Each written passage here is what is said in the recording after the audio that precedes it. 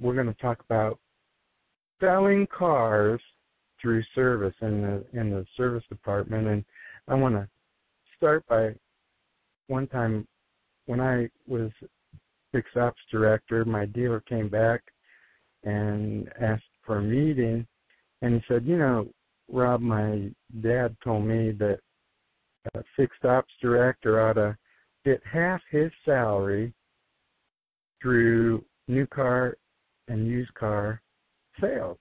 So we're going to get you a sales license. We're going to want you to sell vehicles out of service. And I thought, wow, that's kind of a hokey thing, but all right. So I got my sales license and started looking at approaches that I could have that could sell vehicles in service. And first of all, I want to explain to you my best month, I sold 10 new vehicles out of service.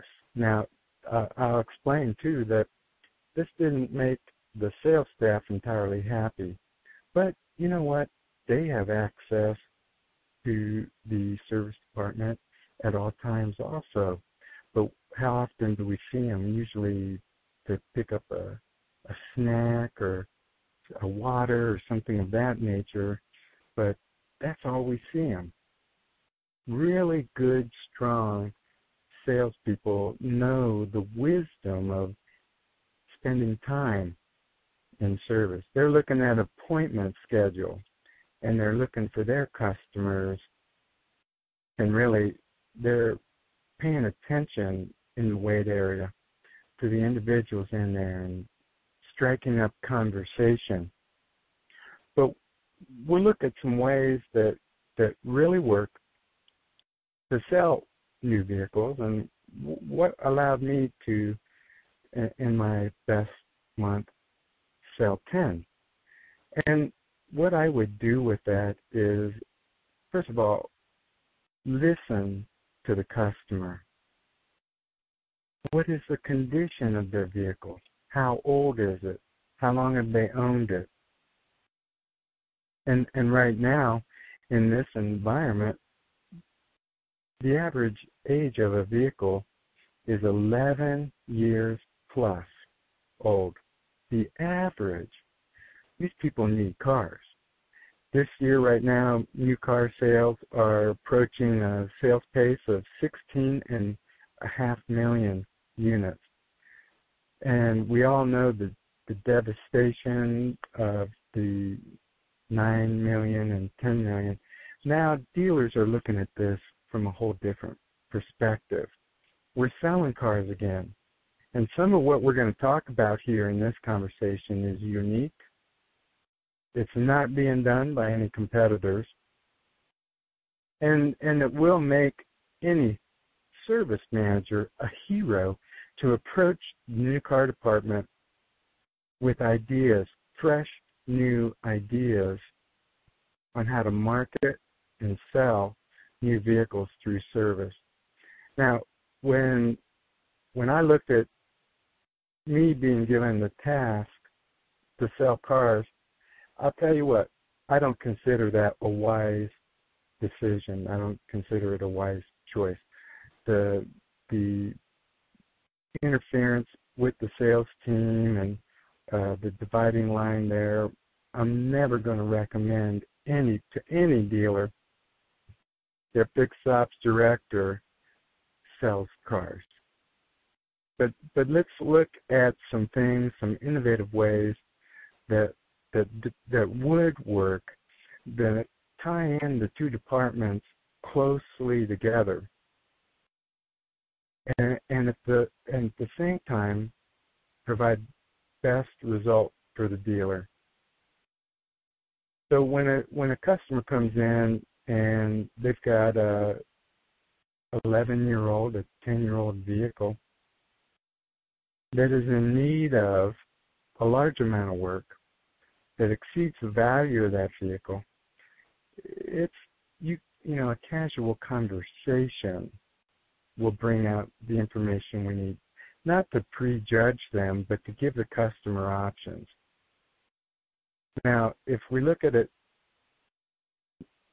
say the vehicle is valued at $2,000 and the repairs that are needed are $3,000. That customer, if there's a conversation that includes the value of that vehicle, and maybe it isn't financially sound to put $3,000 into it to get it up to safety standards, here is your options. Here is your choices. We could repair this vehicle. Here's the minimum requirements to get this vehicle safe and the dollar investment that's required. I think it wise that we would offer a trade-in value at this point. If there is a value to be traded in, why aren't we looking at these values as they come in to the service department? Here's a suggestion of a program to innovate and create consistent leads for sales. Why not offer, when the customer comes in, discounted oil changes if they take a test drive and demo a new vehicle? Every manufacturer has new vehicles, and we could quote statistics. If the customer demos it, what percentage of them end up purchasing? If there's a good process here and a good demo, a lot of those will create an interest in the new vehicle. At the same time, the suggestion is when they do that discounted oil change, it'd be presented something like this. Hey, I'll tell you what, we can discount this oil change today to a low price of whatever ridiculous number it can be. If you test drive a new vehicle and we give you an appraisal on what the value is of this one during today's visit. Now, a lot of people primarily might say, I'll do that to get the discount on the oil change. Now, in this discount, I would recommend that the discounted price be charged to new car sales advertising. Do you see the beauty in that? They couldn't get a guy in to demo a vehicle for $15 or $20, whatever you can arrange, to give the customer a great value. They couldn't do it. But here's where the appraisal should look like. Here's where it should be. If you have someone in that, the appraisal, make it in the form of a dealer check. Make it resemble a dealership check. Unsigned, of course, with the customer's name on it and the value of that vehicle and the amount to be paid. And at that point, there should be a connection to a salesperson, obviously. Now, when these are talked about and presented, never use pressure tactics. This is just an offer. Hey, we're running this promotion. Here's an offer to save you some money. A lot of folks will take the demo to save the money and create an interest in that vehicle. But the appraisal of a used vehicle these days doesn't take much time. An interaction with someone in sales that's authorized to put an appraised value on it, what better place to do that when we have a multi-point inspection we're doing on the vehicle? We should be able to get a pretty accurate number. And also, we have maintenance history on the vehicles coming in generally. And customers that are spending money with us are the best ones to run a promotion or a discounted service to. It'll create a buzz, a price, even if it wasn't advertised. It'll create a lot of motion in the sales department. And right now, new car sales are picking up. And if service can assist in driving that number up for the dealership, be the hero, be the innovator, go to someone in charge of sales or dealer and say, wow, I got a great idea. Maybe we could use it here. Maybe we could implement this and create some attention. The number one way to sell vehicles through the service department is the customer experience. The fact is, customer will buy a car from a dealer, but if they don't believe that the service is a value, if the service is poor, they won't get a shot at selling the next one. The dealer will be marked off the list, and there'll be no incentive for that customer to even quote a new car deal. It would not happen. Now, there are programs out there that I do like, similar to a checkbook presentation, where if the owner performs the following services at the following intervals at the dealership, then they get a discount on their next vehicle of $500 or whatever amount. That's an incentive that works both ways.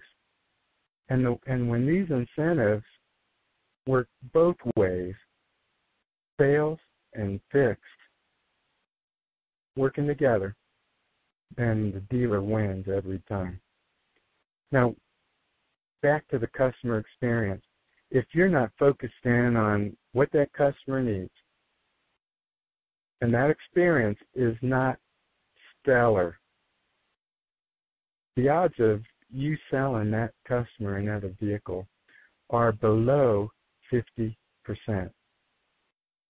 even with the best deal, even with the best offer, trade-in value, whatever you want to look at. If that customer doesn't believe in your service, then you lose. The ultimate management, dealership management, understands it's critical to have a wonderful customer experience. So you don't cut staffing. You don't inconvenience customer wait. We have a facility that offers snacks, that listens to them, that provides them options such as pickup and delivery of the vehicle when the maintenance is done. Be innovative, be creative, and know that instead of looking at it as an expenditure, look at it as an investment in selling the next car to them, or their family, or their friends.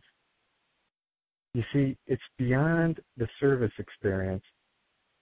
It's the total experience that sells cars through the service department.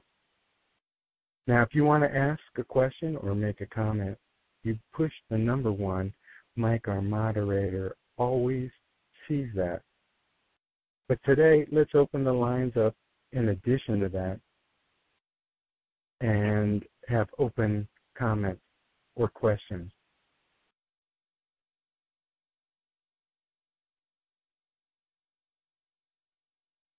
Rob, I've got a question. Go for it.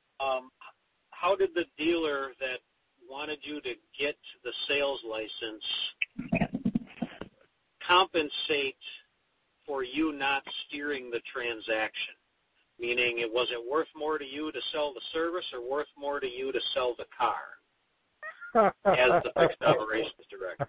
Because obviously there's going to be steering in that scenario. Well, I ended up with all of the above generally, because when I sold the vehicle, then the used vehicle came in for the repair.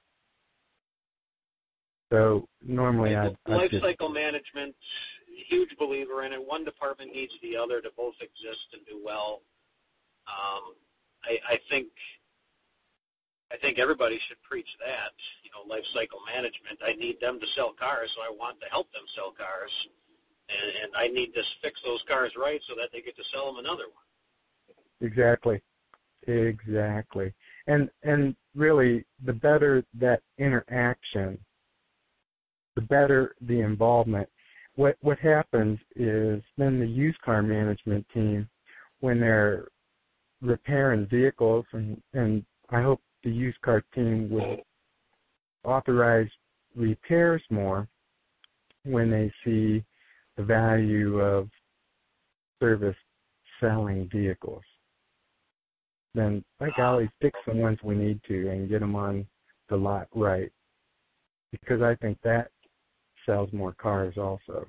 If the used vehicle is right when it hits the lot, or a decision's made, we're wholesaling it, it's going to the block, we're not going to put any money into it, that creates a lot less issues when we're looking at service.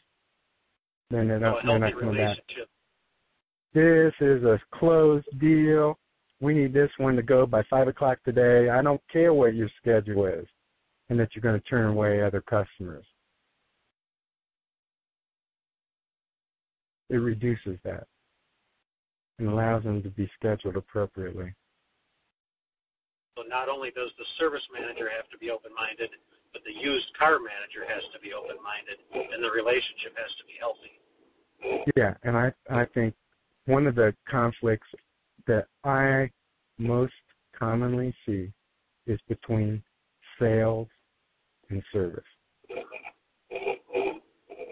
And this opens up to communication and cooperation. An intelligent way to approach creating that relationship. Exactly.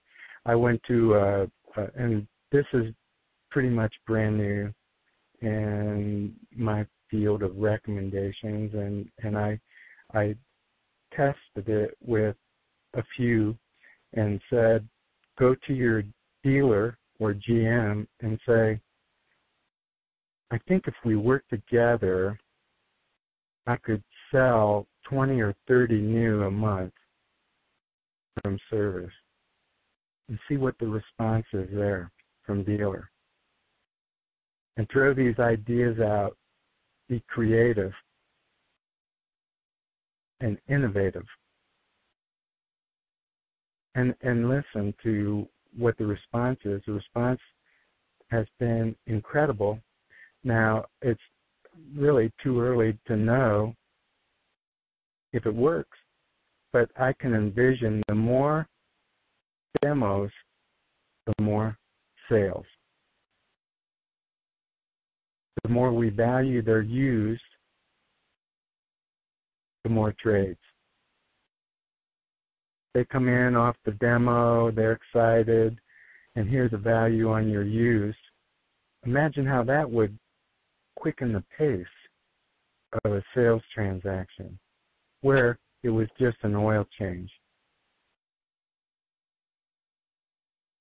And if you're doing 1,000 oil changes or more, and you consider them opportunities for new, they couldn't develop that in any amount of advertising.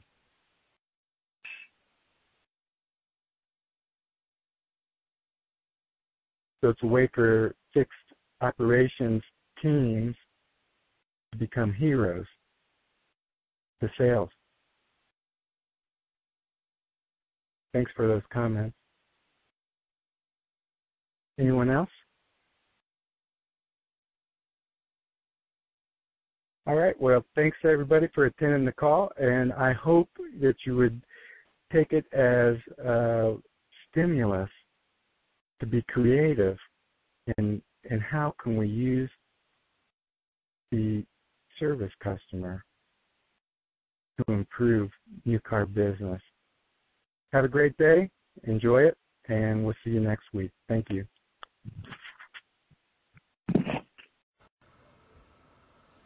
Fixed operations in today's dealerships are critical to take and get the dealership's profitability to a sustainable level.